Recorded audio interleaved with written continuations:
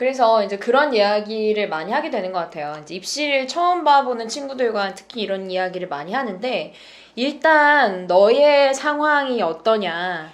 네가 처음 입시를 보는데 혹여 우리가 정말 이 학생이 합격할 것이냐 불합격할 것이냐는 우리도 사실 뭐 예상되는 바는 있지만 사실 그대로 그게 이렇게 맞진 않잖아요. 꼭. 그래서 우리도 사실 이거는 예상할 수 없는 부분이고, 왜냐면 교수님들이 각기 다른, 선생님이랑 저랑은 정말 생각이 비슷하지만 그래도 우리도 취향의 차이가 있고 어떤 차이가 있단 말이죠. 그래서 이제 교수님들은 또 서로 얼마나 다르겠어요. 그러니까 정말 이 부분은 합격과 불합격은 우리가 완전하게 예측을 하기가 너무 어려운 부분이기 때문에, 그래서 항상 최상의 시나리오도 있고 최악의 시나리오도 있는 거잖아요. 그쵸. 그래서 우리가 학교를 이제 쓰는 걸 생각을 해볼 때, 만약에 최악의 시나리오가, 내가 생각하는 나의 최악의 시나리오가 나에게 닥쳤다면 그때 이제 내가 선택할 수 있는 기로가 몇 개가 있느냐. 아무 부담 없이 어떤 뭐 부모님의 도움이나 아니면 내가 뭐 여태까지 모아놓은 것들이나 그런 걸 가지고 현실적으로 다시 도전해 볼 수 있는 상황이냐.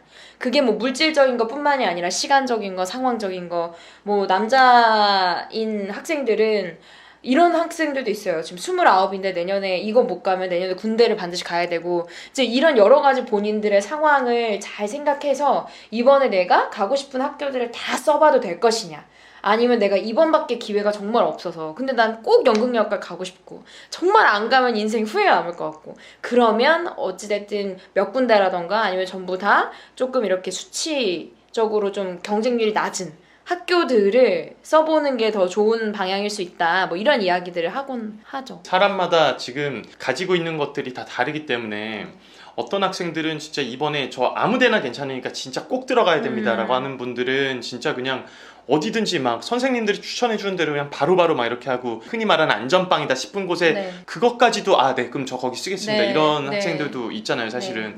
근데 한편으로는 저는 또 그런 생각도 들어요. 한번 딱 저희가 선택을 할 수 있는 것이라고 한다면 대학교를 안전하게 들어가는 것도 괜찮겠지만, 내가 뭔가 꿈꾸었던 학교나 내가 정말 좋아하는 배우가 다녔었던 학교나 내가 정말 가면은 좋아할 것 같은 학교들을 6개로 꽉꽉 채워보고 싶다라고 한다면 사실 거기에 대해서 저희가 말릴 수 있는 건 아니잖아요. 없죠. 그럼요. 그쵸? 그래서 그런 것들도 굉장히 존중을 해주고 있는데 오늘 이제 그런 거예요. 이 영상을 보시고 난 다음에 나는 과연 어떤 위치에서 어떤 생각을 해야 되고 어떤 가치관을 가지고 대학교를 선택하고 어떤 게 나를 위한 최상의 시나리오일까.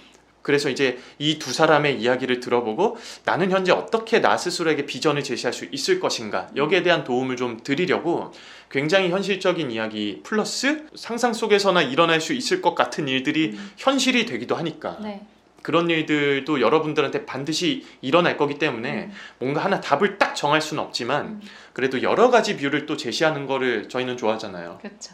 그 사람마다 다르기 때문에 이게 그냥 만약에 저희가 여러분 이렇게 하세요 이러면 정말로 그게 일반화의 오류가 생길 수도 있고 상황이 사람마다 다 다를 수 있기 때문에 제시해드리는 거 안에서 여러분들한테 맞는 거를 선택을 해보시면 좋을 것 같고, 저는 진짜로 인상 깊었었던 게 그렇게 정말 그 학교 못 들어갈 것 같고 뭔가 막 이렇게 걱정을 하시는 분들도 있지만은 진짜 군대 갔다 와서, 남학생인데 군대 갔다 와서 최선을 다해서 본인 스스로한테 정말 열정적으로 대하고 그렇게 시간을 보냈던 학생이 그 모 대학교에 수석으로 들어갔었잖아요. 그래서 그 학생을 보면서 참 해내지 못할 건 참 없구나 라고 생각했는데 갑자기 그 해, 똑같은 해에 29살 여학생이 또 대학교를 또 들어가게 되는 것들을 보면서 꽤 괜찮은 학교, 다들 괜찮다고 생각하는 학교에 갔죠. 그쵸. 그래서 진짜 그런 거 보면서 불가능한 게 참 없다라고 하는 것들을 보면서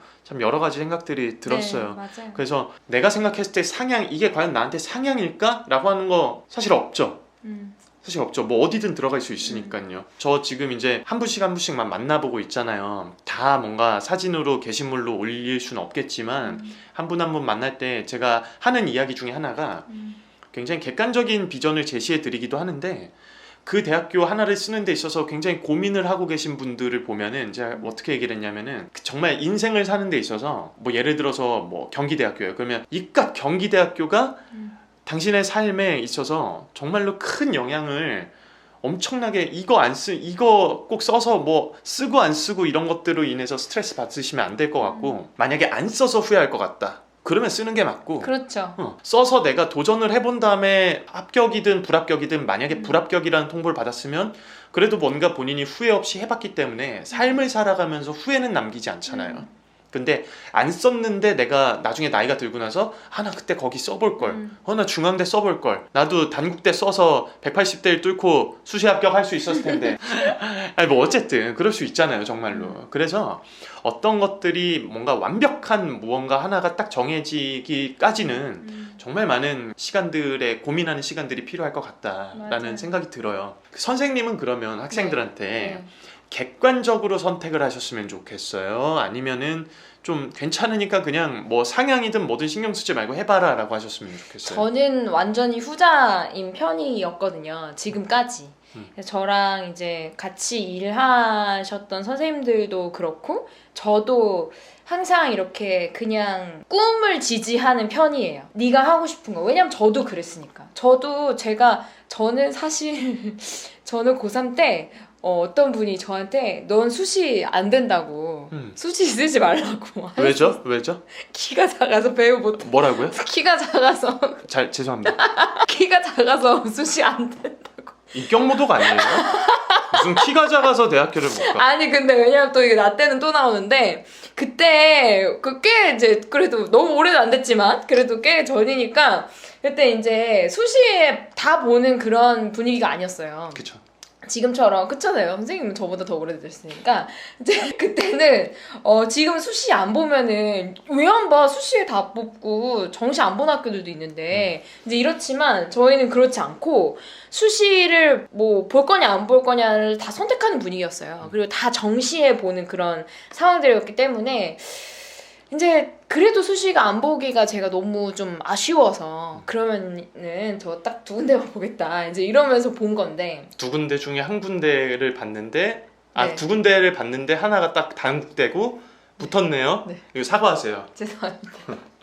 아니 근데 그래서 어찌됐든 이제 중요한 건 이 말 하려고 했어요. 저도 제 마음대로 그냥 제가 생각해서 감정적으로 결정한 건 아니지만 제가 생각해서 이건 이런데 이게 나을 것 같은데 라고 생각해서 제 뜻대로 어쨌든 한 거거든요. 근데 그랬을 때 이제 내가 어떤 내 뜻대로 하겠다 그러나 내가 최선을 다하겠다 하고 한 건데 그래서 이제 학생들이 본인이 쓰고 싶은 학교들이 있다고 하면 저는 그냥 네가 쓰고 싶은 학교들을 써라. 다만 제가 이 얘기를 하기 전에 아까 우리가 앞에 했었던 이야기를 다 하죠. 그쵸. 다 하고 객관적인 이야기를 다 한 다음에 그런데 네가 이걸 다 듣고 나서 그런데도 네가 쓰고 싶은 학교들이 있다. 그럼 거기 다 써라.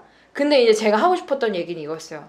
가장 중요한 건 자기 선택에 책임을 져라. 맞아. 라는 거예요. 근데 이게 어떻게 보면 이게 가장 현실적인 이야기일 수 있는데 이런 얘기를 한 적 있어요, 제가. 인문계에서 가장 이제 좋은 학교들, 한국 학교들 중에서 이제 사람들이 다 가고 싶어 하는 학교들이 있잖아요. 뭐 스카이 이렇게 있잖아요. 갈 수 있다면 땡큐, 너무 땡큐인 거잖아요. 근데 거기 나오는 혹시 주변에 거기 지원한 친구들이나 혹시 간 친구들이 있냐라고 이제 물어봤어요. 그래서 그 친구들은 공부를 어떻게 하는지 혹시 본 적 있어? 라고 제가 물어봤거든요. 근데 뭐 이렇게 학생들이 대답을 하더라고요. 근데 연극영화과에 있어서 이 스카이 학교들을 너희가 가고 싶다고 하는 거야. 서울대 연영과. 네. 그런데 너네는 그 친구들만큼 공부를 하고 있느냐라는 질문을 했어요. 그 친구들만큼 연습을 하고 있냐라는 질문을 했거든요. 그래서 자기가 난 서울대 갈 거야. 서울대 가고 싶어 라는 목표를 가지고 있는 친구들은 그에 걸맞게 공부를 하고 노력을 이제 하겠죠. 우리도 마찬가지일 거라고 생각해요.